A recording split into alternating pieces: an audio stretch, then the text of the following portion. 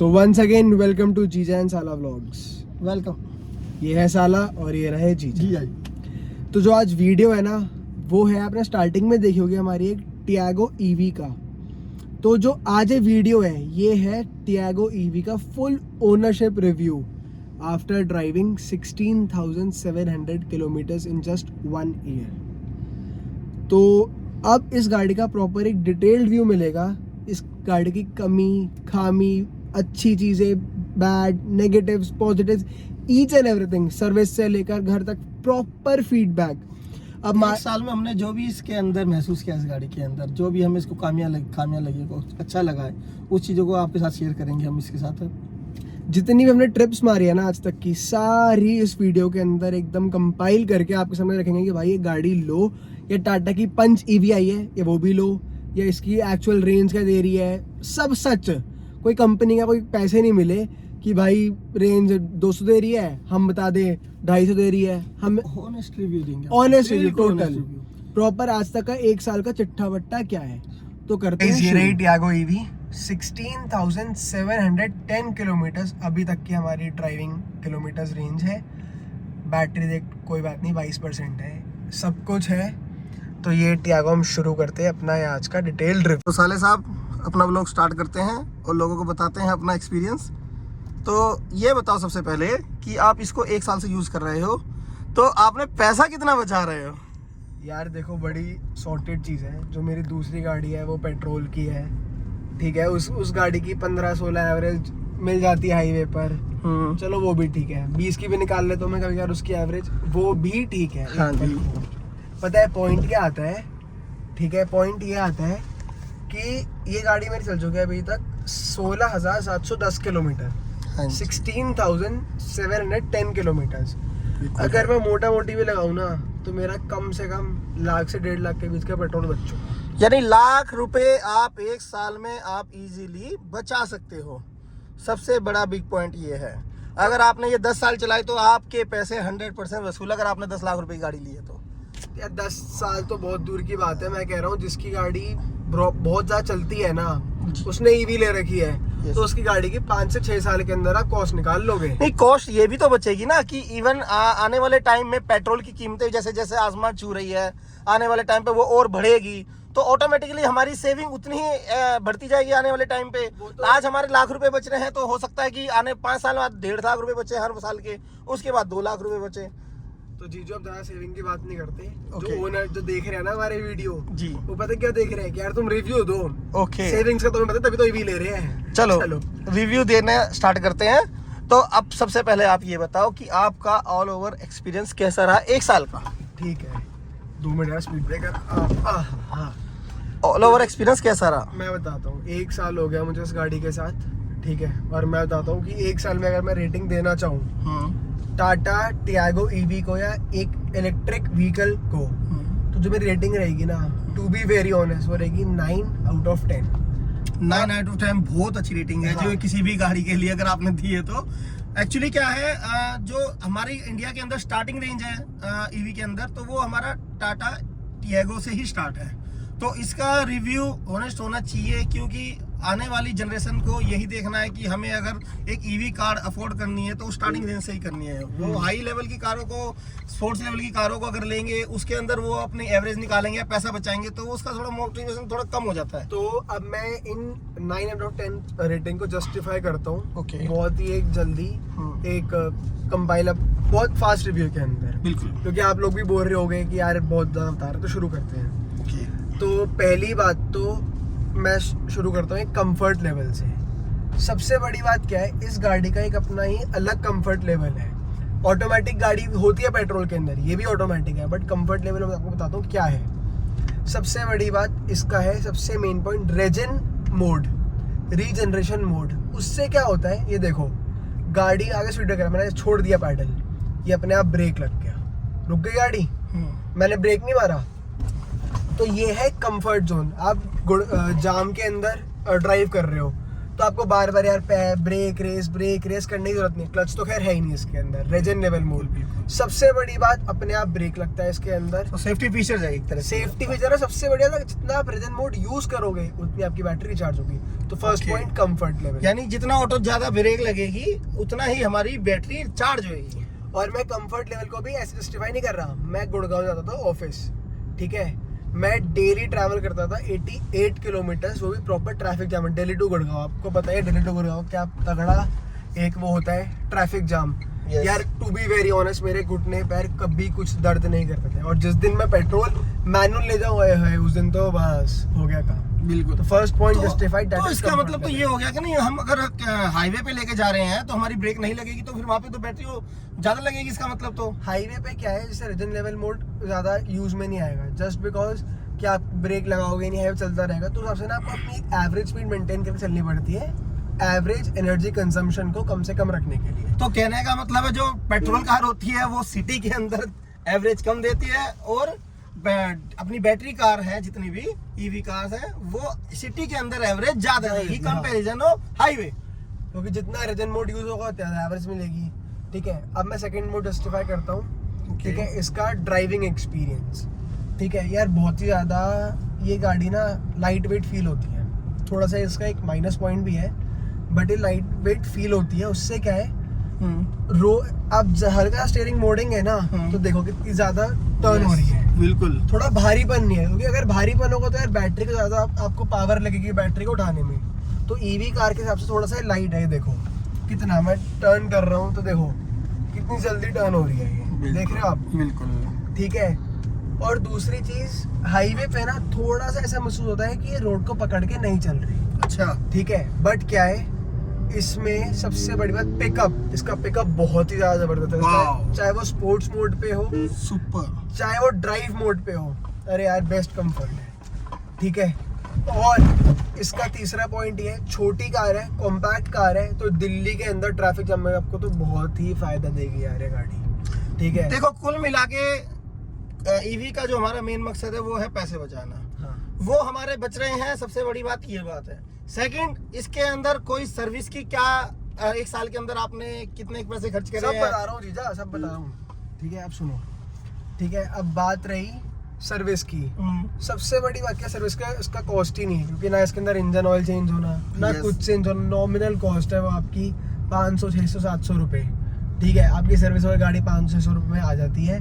और 500 भी नहीं ना, 300-350 रुपए लगते हैं। ठीक है, और चार्जिंग की सबसे बेस्ट पार्ट क्या है यार, ईवी कोई बंदा लेता है ना, सोचता है चार्जिंग कैसी होगी, हेक्टिक तो नहीं हो। ठीक है, तो एक और पॉइंट बहुत ज़्यादा अच्छा, चार्जिंग इसकी बहुत ही हासिल फ्री है। सिर्फ प्लग इन करो एक मोबाइल के चार्जर की तरह। ठीक है, और ऐप से देखो कि आपकी गाड़ी कितनी देर में चार्ज होने वाली है। वो तो मैंने देखा है कि मैंने चार्जिंग को लगा के देखा है, तो बहुत ही इजी है उसको यूज करना, इजी टू प्लग है। जस्ट एक जैसे मोबाइल चार्ज करते हैं लाइक बिल्कुल ही उतना ही है। कोई उसके लिए आपको अलग से कोई ट्रेनिंग नहीं चाहिए, कोई स्पेशल आपको पावर नहीं चाहिए अपने लिए, तो आप इजीली उसको यूज कर सकते हो। वो तो बहुत ज़्यादा कंफर्ट है। बट इसके अंदर आप ये बताइए आगे आने वाले टाइम पे कि ये आगे कितनी सक्सेस है। आज आने वाला टाइम ना, आप मेरी बात को नोट कर लो, मैं ब्लॉग के अंदर लिख भी दूंगा। आने वाला टाइम जो है ना, आने वाला 1 साल बस थोड़ा सा वो रहेगा, उसके बाद जो टाइम है वो पूरा इलेक्ट्रिक व्हीकल का टाइम है। पेट्रोल डीजल को लोग ऑप्ट ही नहीं करेंगे। दिल्ली में देखो कि भैया कितनी लोग इलेक्ट्रिक व्हीकल चला रहे हैं। अब मैं बात करता हूँ इसके एसी की। ठीक है, प्रॉपर कूलिंग है। गर्मियों के अंदर मेरे को 1 साल हो गया, मैंने सर्दी गर्मी दोनों में ड्राइव करी है। हीटर एसी सब कुछ चला है। इसका एसी बहुत ही प्यारा है। 25 मैं मोस्टली क्या होता है, एक अच्छी रेंज निकालने के लिए ना, तो 25 पे ऑटो मोड पे लगा के और इकोनॉमी मोड पे ड्राइव करता हूँ। तो 25 पे भी ना इसका एसी इतना अच्छा है कि पसीने नहीं आते और गाड़ी का एक सर्टेन टेम्परेचर मेंटेन रहता है। और बात रही सर्दियों की हीटर की, डीफॉगर की, that is very good. Fog I, defogger चालू करो, नॉर्मल कार्स की तरह, बिल्कुल नॉर्मल कार्स की तरह फॉग हट जाता है। ठीक है, बात करूँ मैं इसके सिस्टम स्टीरियो की, स्पीकर्स की, स्पीकर्स आर वेरी गुड। ठीक है, वेरी गुड, साउंड क्वालिटी बहुत ही परफेक्ट है। जो ये स्क्रीन है वो भी एक बहुत अच्छी है। ठीक है, तो ये सारे पॉजिटिव पॉइंट्स हैं इसके। नहीं, अगर आप ये मेरे को ये कहते हो कि अगर हम इसको 25 एसी पे चलाएंगे तो इसकी एवरेज अच्छी रहेगी, अगर हम इसको 18 पे चलाएंगे तो आप एक ये बताओगे अपने व्यूअर्स को कि भाई 100% चार्ज करने के बाद ये कितना किलोमीटर दिल्ली के अंदर एवरेज देगी? यार जो एक चीज बताओ ना, आप 18 पे पेट्रोल को चलाते हो तो भी तो एवरेज तेल ज्यादा पीती है ना, Yes. तो फिर तो ये बैटरी है। ओके, ठीक है, मैं आपको बताता हूँ इसकी एक्चुअल रेंज क्या मिलेगी आपको। Yes. सारी जो क्लेम कर दी है कंपनी वो रेंज सब कुछ छोड़ दो आप, मैं आपको Okay. एक्चुअल रेंज बताता हूँ। देखो एक्चुअल एसी के अंदर आप सिटी के अंदर ड्राइव करोगे ना, यस एसी के अंदर यस 0 से 100, 100 से 0, ठीक है, तो जिसकी एक्चुअल रेंज आपको एसी के अंदर मिलेगी वो मिलेगी 230 किलोमीटर। ओके, ठीक है, कोई ज्यादा ही अच्छी, कोई ज्यादा ही 30-40 स्पीड की मेंटेन करता है तो मैक्स टू मैक्स आपको 220-30 किलोमीटर और फालतू मिल जाएगी। ठीक है, जो एवरेज रेंज बता रहा हूँ मैं 230। लाइकली हम ये कह सकते हैं जो सीएनजी किट होती है वो अपना फुल चार्ज करने, फुल अपना उसको भरवाने के बाद अगर हम चलाते हैं तो उसकी भी एवरेज दिल्ली के अंदर मैक्सिमम 150 किलोमीटर की जाती है। इसके बाद हमें उसको दोबारा रिफिल करवाना पड़ता है। लेकिन आप कह रहे हो कि अगर ये 230 किलोमीटर चलती है तो ये सीएनजी से भी अपर है यानी? हाँ ठीक है, और अगर आप विदाउट एसी चलाते हो विंटर्स के अंदर तो Okay. आराम से 280 रेंज निकाल रही है। बट ये मैं ये नहीं कह रहा कि आप पंजा दबाओ 70-80 पे और भगाते चले जाओ तो आपकी रेंज निकलेगी, भैया नहीं। जैसे पेट्रोल फूकते हैं वैसी बैटरी फूकती है। एक एवरेज स्पीड मेंटेन करो 70-75 मैक्सिमम और चलाओ तो बड़ी प्यारी आपको रेंज मिलेगी। तो इसकी रेंज भी नो डाउट काफी अच्छी है। नहीं, रेंज तो आपने जैसे बताया मेरे को कि काफ़ी अच्छी है। आप थोड़ा ये बताइए कि जैसे आपको चार्जिंग में कहीं प्रॉब्लम तो नहीं आई? जैसे कभी आपको मान लो घर पे तो आपने फुल चार्ज कर दिए, 100% चार्ज करके निकल गए, लेकिन अगर आप सिटी के अंदर, दिल्ली जैसी सिटी के अंदर आपको कोई चार्जिंग आज तक कोई ऐसा लगा कि मेरे को यहाँ पे चार्ज करने की रिक्वायरमेंट पड़ रही है? देखो जी, जो आप भी मेरे साथ बड़ी ट्रिप मार चुके हो, जिम कॉर्बेट गए, ऋषिकेश गए, नहीं, बाहर के तो हमने बहुत ट्रिप मारे हैं, मैं एक्चुअली दिल्ली की बात कर रहा हूँ। अरे कोई दिक्कत नहीं है, चार्जिंग में तो कोई दिक्कत ही नहीं है। Okay. बस क्या है, टाइम कंज्यूमिंग प्रोसेस है वो। जो इनके फास्ट चार्जिंग वाले हैं जो हाई वोल्टेज के कहते हैं, उसका जो वोल्टेज साइज है वो कितना है? वो आपको 3 कैटेगरी में मिलता है, 20, Okay. 30 और 60। मान लो 60 कैटेगरी में है, उसका टाइमिंग कितना है? इसको 45 मिनट्स। 45 मिनट्स के 0 अंदर to यानी 100 आप 0 to 100% चार्ज कर सकते हो। बिल्कुल। ठीक है, और अगर वो ये अगर 20 वाला हो तो 20 वाला हो तो आपको लगता है करीबन 1 hour 30 minutes और 30-35 करंट के अंदर आपको लगता है 1-1.25 घंटा। ओके, ठीक है। यानी हम मैक्स मान लेते हैं 1.5 से 2 घंटे के अंदर हम आराम से फ्री हो सकते हैं 100% चार्ज में। यानी हमें दिल्ली में हमें किसी भी टाइप का हमें चार्जर मिले। सबसे बड़ी बात क्या है इसकी, ये सबसे बड़ी बात ये है कि जहाँ भी चार्जर है ना, यस वहाँ पर आपका वो है खाने पीने का एरिया। यस, तो आपको आपको रिफ्रेशमेंट के लिए आपको हाँ। आइटम मिल जाएगी, आपको स्नैक्स मिल जाएंगे, आपके बच्चे हैं प्रॉपर रेस्ट इजीली एरियाज है, आपको सब रेस्ट कुछ है। एरिया। ओके, ठीक है, तो कोई ऐसी दिक्कत वाली बात है नहीं। ठीक है, अब मैं बात करता हूँ इसके नेगेटिव्स की। पॉजिटिव मैं ऑल ओवर एक बार कंपाइल करता हूँ। अच्छा, all over it is very good. Okay, ठीक तो है। आपको इसके अंदर कुछ नेगेटिव पॉइंट्स भी मिलेंगे यानी? मैं 2 मिनट मैं कंपाइल करके फिर बताता हूँ आपको। ओके, पॉजिटिव, सिटी ड्राइव के लिए, हाईवे ड्राइव के लिए बहुत अच्छी कार है, बहुत इकोनॉमिकल कार है। ठीक है, बहुत कंफर्ट एक ड्राइव है इसकी। और आप लोग अच्छे चलाओगे तो आपको गाड़ी अच्छी रेंज निकाल के देगी, अच्छे पैसे बचाओगे। ठीक है, सब कुछ बढ़िया है इसके अंदर, टायर, रोड को सब कुछ बढ़िया, स्टीयरिंग कंट्रोल। ठीक है, ऐसा नहीं होता है गाड़ी यार बेकार से लग रही है, पता नहीं क्या बैलगाड़ी चला रहे हैं, सब कुछ अच्छा है। अब मैं नेगेटिव क्या है?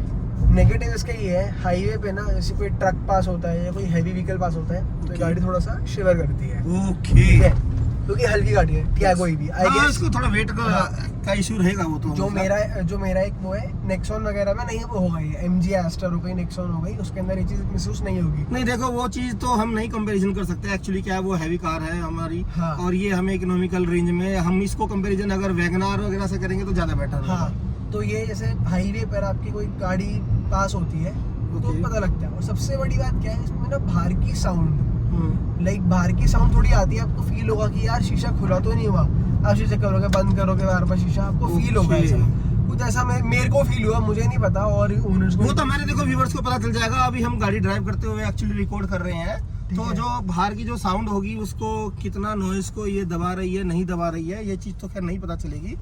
और वो तो हमारे व्यूअर्स को पता चल ही रही होगी खैर। और लोगों को ये चीज फील हुई नहीं हुई वो मुझे आइडिया नहीं है। ओके, ठीक है, बट ये मुझे फील हुई ओके, तो मैंने कहा यार एक बार मैं इसको बता दूं। चलो नॉइस के अलावा और कुछ इसके अंदर बताओ ठीक कि है। आपको क्या और कमियां लगी? दूसरी चीज, जब हम हाईवे पे इस गाड़ी को हम 80 की स्पीड से क्रॉस करते हैं ना, ओके तो ऐसा लगता है गाड़ी भाग रही है, मतलब अच्छा। कंट्रोलेबल नहीं हो रही। तो थोड़ा सा कैलकुलेट, मतलब रुको, 70 का हम 90 पर करते हैं ना, ऐसे स्पोर्ट्स मोड पे लगाते हैं तो आउट ऑफ कंट्रोल भागती है गाड़ी। अच्छा। सबसे बड़ी दिक्कत ये लगती है मुझे इसके अंदर। और बाकी आप 70, 75, 80 चलाओगे तो बढ़िया रोड को पकड़ के चलती है। आप अगर जी भगा रहे हो तो यार कंट्रोल नहीं हो रही, सबसे बड़ी बात तो ये चीज़ें हैं इसकी। और हाँ, आप ऐसे हाईवे पर या तेज स्पीड के अंदर ओवरटेक करते हो तो कभी ये महसूस होता है गाड़ी हल्की है, पलट ना जाए या कुछ हो ना जाए। चलो आपसे मैं एक चीज और पूछूंगा, आपने इसको 1 साल चलाया है, तो 1 साल में कभी आपको रोड साइड असिस्टेंट की जरूरत पड़ी है? नहीं देखो, RSA की ईवी के अंदर क्या जरूरत पड़ती है, या तो कभी आपकी बैटरी एकदम से डिप हो गई या डाउन हो गई, या चार्जर जो आपने ट्रिप के अंदर चार्जिंग प्लान करी वो चार्जर खराब था तो चक्कर में, और कोई अनएक्सपेक्टेड एरर आ गया तो पड़ेगी RSA की नीड। और बाकी टू बी वेरी ऑनेस्ट, मेरे को RSA की नीड आज तक नहीं पड़ी। मैं इस गाड़ी से पर्सनली बहुत ज़्यादा सेटिस्फाइड हूँ, मुझे इस गाड़ी से कोई भी दिक्कत नहीं है। रेंज ले लो, AC ले लो, मतलब विजिबिलिटी, कंफर्ट जोन ले लो, स्टीयरिंग एक्सपीरियंस ले लो, each and everything is so good. थोड़े बहुत नेगेटिव हर कार में होते हैं, पर हम उसके ऊपर किसी कार को जज नहीं कर सकते। तो कहने का मतलब है, देखो हम इसको ट्रिप पे भी लेके गए इसके चार्जर को, एक इसके अंदर जो सॉकेट साइज है वो आई थिंक 15 एम्पियर के अकॉर्डिंग है। तो 15 एम्पियर के अकॉर्डिंग अगर हम कोई भी सॉकेट ढूंढेंगे ना, हमें किसी भी होटल में, किसी भी रेस्टोरेंट में इजीली मिल जाता है। अगर हम अपनी उसी बैटरी से, अपने उसी चार्जर से इस कार को चार्ज करते हैं, क्योंकि देखो इंडिया में हर जगह नहीं है इतने चार्जिंग स्टेशन, और कई बार अगर हम भूल जाते हैं कि जैसे चार्ज करवाना, और हम चलते जा रहे हैं और डेस्टिनेशन में पहुंच गए थे, हमें रियलाइज हुआ कि चार्ज करना है, तो हमें कितना टाइम लगेगा अपने चार्जर से चार्ज करने में? वो तो आप भूल जाओ, वैसे तो ट्रिप प्लान ही मत करो यार। नहीं, अगर घर वाले चार्जर से चार्ज करोगे ना, ओके, तो आपको 0 से 100 ये गाड़ी 10 घंटे लेती है। नहीं 10 घंटे लेगी, लेकिन उसके लिए तो इजी है ना कि अगर आप किसी होटल के अंदर स्टे करना है, आप अपनी डेस्टिनेशन पहुंच चुके हो, तो अगर आपको चार्जिंग पे लगा के आपको वहाँ एंजॉय करना है होटल में, नेक्स्ट डे आपको वहाँ से चेकआउट करना है, देन आपको तो ये तो इनसफिशिएंट है वो। मैं बता रहा हूँ, बट पॉइंट क्या है इसको ना एक प्रॉपर करंट चाहिए होता है। ओके। ना तो ये गाड़ी ट्रिप मारती है, मतलब जो अगर आपको प्रॉपर करंट सप्लाई नहीं हुआ तो अर्थिंग आ जाएगी, कुछ मतलब इशू आता है, तो प्रॉपर एक करंट सप्लाई चाहिए होता है। और मोस्टली ना एरियाज पे होटल का जो इलेक्ट्रिसिटी पावर होती है या फिर कोई आउट एरिया की पावर होती है, वो स्टेबल नहीं होती। चार्ज के नहीं, दैट्स मीन कि अगर वो फ्लक्चुएट कर गई लाइट हल्की सी भी, और अगर हम सो जाते हैं रात को और हमने मॉर्निंग में उठ के देखा कि हमारी गाड़ी फुल चार्ज है और वो हमें नहीं मिलती, हाँ। तो फिर वो हमारे लिए डिसअपॉइंटेड होगा। आप देख रहे हो घर पे तो मैं लगाता हूँ चार्ज पे, Yes. तो जल्दी चार्ज होती है इससे। ये तो बहुत ही हल्की हो रही है, 2 घंटे में 10% ही हुई, ऑन एन एवरेज 1 घंटे के अंदर 10% बढ़ती है, ठीक है। बट इलेक्ट्रिसिटी आपकी स्टेबल होनी चाहिए। ओके। तो ये इसका बेसिकली पॉइंट है, अगर आपकी इलेक्ट्रिसिटी स्टेबल है तो आप अपने नॉर्मल चार्जर से इजीली चार्ज कर सकते हो कहीं भी।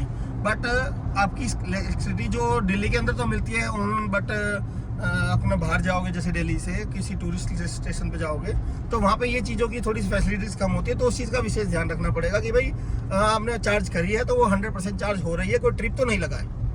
अगर वो ट्रिप लग गया तो आपकी जल्दी खराब हो सकती है। तो ये थोड़े से माइनस पॉइंट हैं लगे इसके।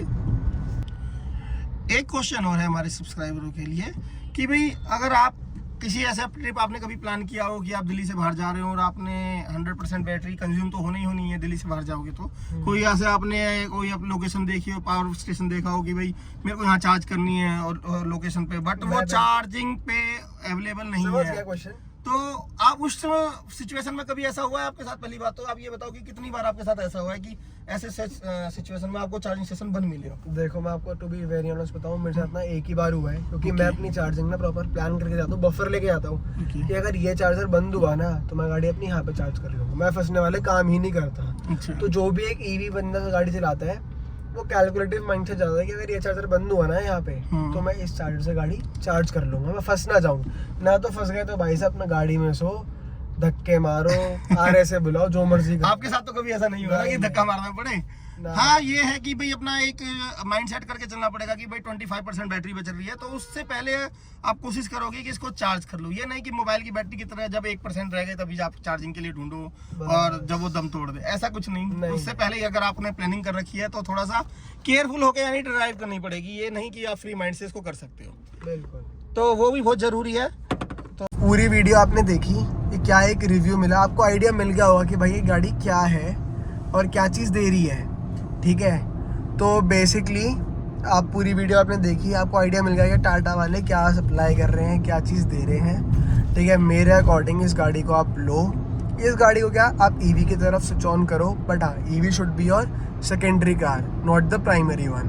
बिकॉज कोई आपको अर्जेंसी जाना है, कुछ भी जाना है, तो आप वो पेट्रोल पे ही जाओ, क्योंकि ईवी के भी आज सच इस इंडिया के अंदर इतनी फैसिलिटी है नहीं, हो रही है डेवलप, जैसे नितिन गडकरी और बीजेपी की तरफ से है कि हाँ भाई हम कर रहे हैं ईवी नेटवर्क को अच्छी तरह, ठीक है। तो आप ईवी को चूज़ करो। गाड़ी 68 में चल रही है मेरी, बहुत ही कंफर्टेबल ड्राइव है। मुझे पर्सनली, मैं स्कूटी ना निकाल के ना मैं यही गाड़ी निकालता हूँ, ठीक है। तो आई प्रेफर कि यार मोस्टली एक दिल्ली के अंदर या ऑल ओवर इंडिया पॉल्यूशन बड़ा एक मेजर वो प्रॉब्लम है, ठीक है। तो सबसे यही है कि जैसे जिसका बजट बने वैसे आप लोग ईवी पे स्विच करो।